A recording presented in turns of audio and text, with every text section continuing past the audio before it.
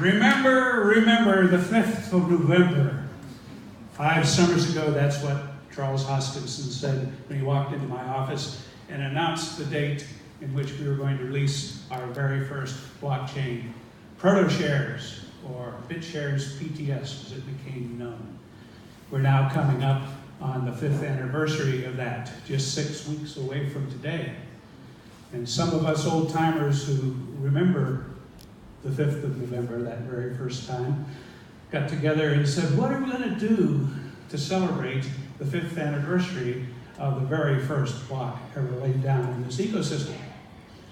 Paul Martello here, you know him as Once Upon a Time, and Michael Taggart, who you probably know as From Zero to Hero, and Dan Notstein, who you probably know as blocktrades.us. And we got to talking about it, and the big elephant in the room was, what are we going to do about EOS?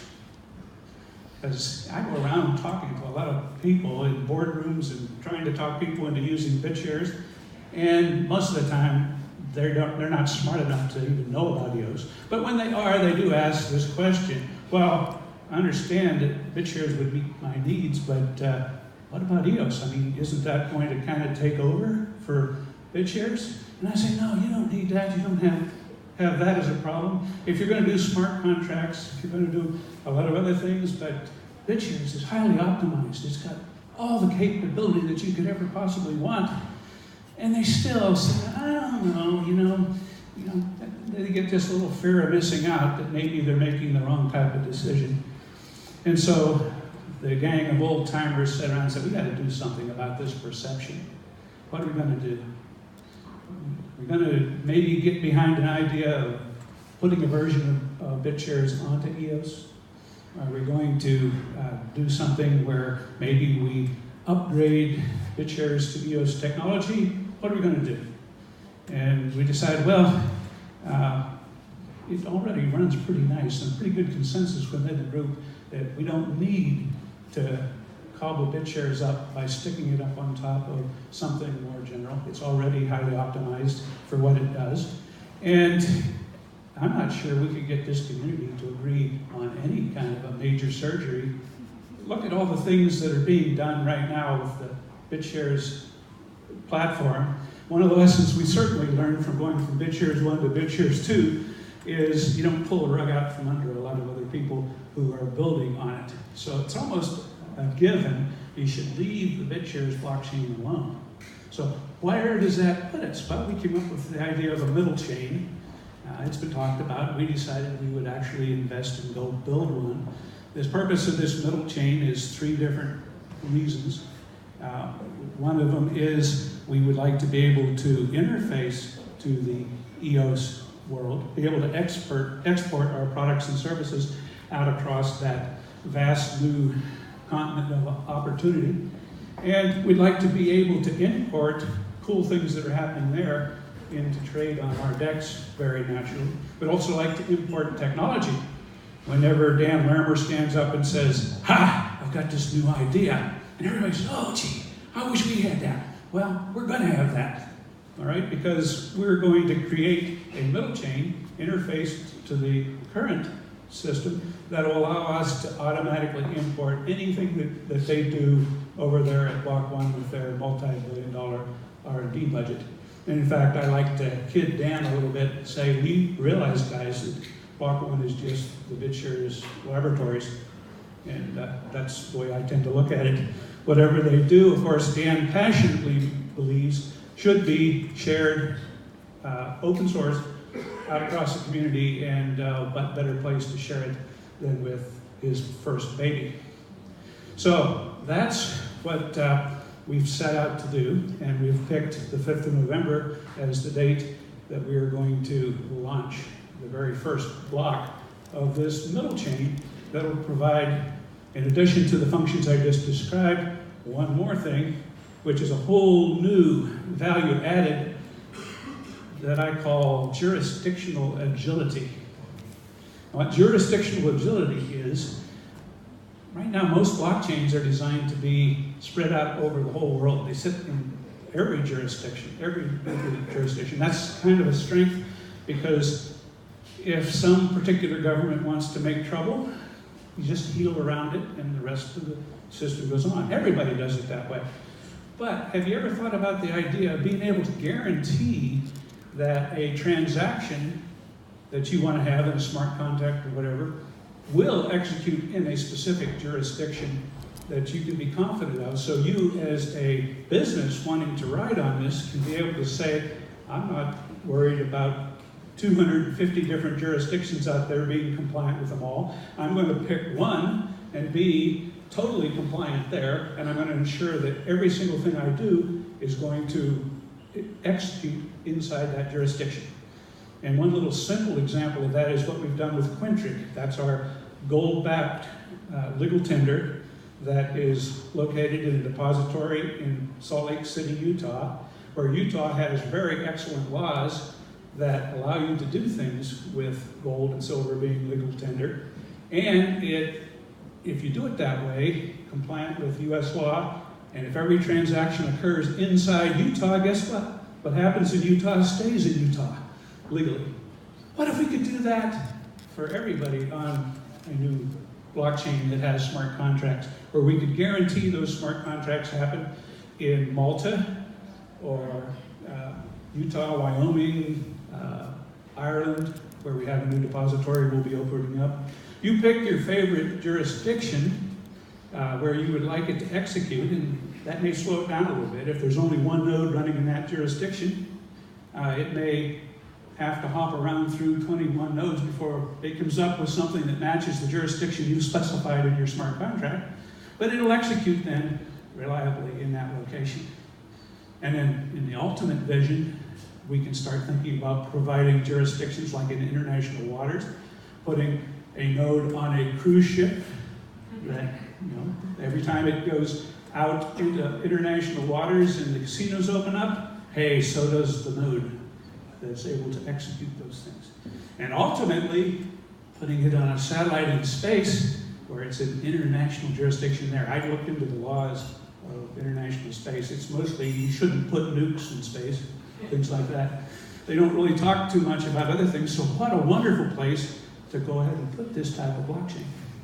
So that is what we are envisioning to address what to do about EOS. Let's use its strength to do something that hasn't been done before, that EOS itself isn't trying to do. It's trying to be very general.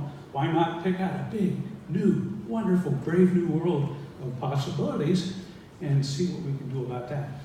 So we're going to launch this blockchain and going to do it on the 5th of November. And here's the other thing. It's going to be an airdrop on you guys. Okay? I'm sick and tired. Remember who it was that first invented the concept of a social contract where you would airdrop on a coin? It was BitShares, right? So why are we dropping all of our coins on EOS? Okay? Well, there's been enough of that going on, and I think Dan would agree that since if you go look at the EOS library, there's an awful lot of BitShares code in EOS. Therefore, why can't we take some of that new innovation from EOS, bring it back to BitShares, and keep the ownership here in the community? So that's what we're out to do. And the way we're going to do it is to basically, remember what I said about the idea of making coins portable from BitShares projected out into the EOS universe, making it so that coins are platform independent. Any token on the BitShares network can move across onto EOS and then out into the rest of the world at the time. So we're going to make it entirely voluntary for people participating during the period of time that this will take place, from ideally November 5th, if we can pull it off, until a period of time that we want to be an extended period of time, at least 3 months, maybe more. And during that time, we're going to do something called a raindrop. Now, airdrop happens all on one block, right? This idea is anybody that wants to collect some of this rainfall with free tokens. 100% of tokens are given out this way. Anyone who wants to collect it, all they have to do is move their BitShares onto the BitShares EOS platform. Don't have to give them up. You can take them back anytime you want. But as long as you're there supporting this new blockchain, you're receiving rainfall day in and day out of the new tokens. And so in theory, this can't happen because a lot of people are doing other things with their BitShares, like backing bit assets or whatever. But if everybody moved everything over to the new chain and did it on day one and allowed it to rain, everybody would get one of the new BEOS tokens, BEOS, for every BitShare that they have. Now, say half of you decided to do it and half of you decided that you don't. Well, then the half that moved over there to collect are the ones that are going to get 2 tokens. If only 10% of you move over, you'll get 10 tokens. So I'll let you decide whether you want to participate or not. But those tokens will be distributed on a day-to-day, hour-to-hour basis to whoever's got something, a catcher's mitt over there, to get them.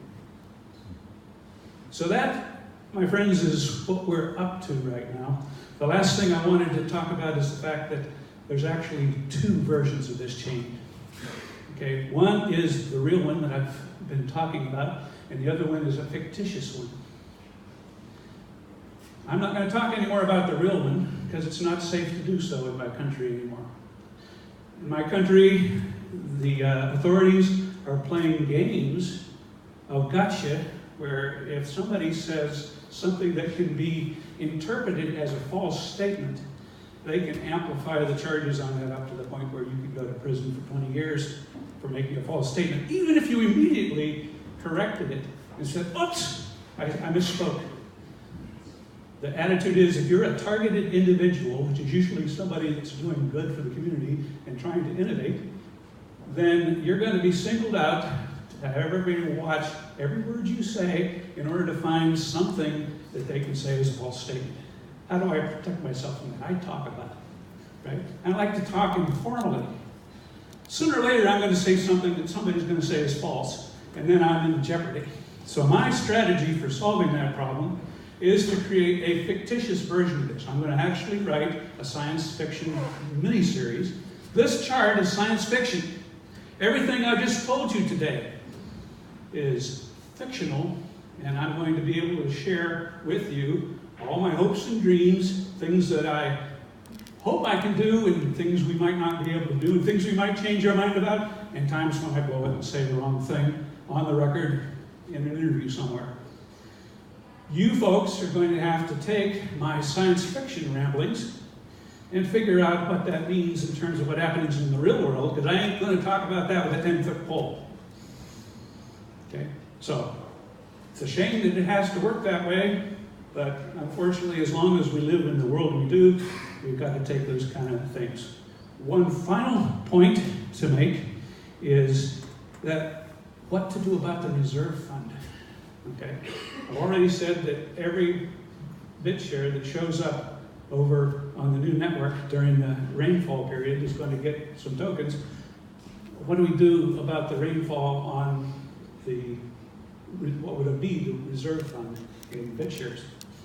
Well, we decided to do something that's kind of been hinted at today. I think Fabian was sort of pointing it out a little bit, is let's manage that differently. Instead of managing like we do on BitShares, pure democracy, a lot of voting, the drawback of that, it's hard to make decisions quickly. So how do we go about doing that? Why don't we have those tokens given to a board of trustees that's elected on a much longer cycle? Something like the SEC has a new member come on the board every year, and they rotate out in a 5-year term. So you have some stability and long-term roadmap planning and the ability to sign contracts and so on. So that's what we're going to do, and that particular thing will focus most importantly on defending the community. We want to be able to, in the instance anybody gets in trouble legally for not doing anything wrong other than being picked on, we want to get them a lawyer. And we want the trustees to have as their primary mission the ability to use those funds that are set aside there for doing that.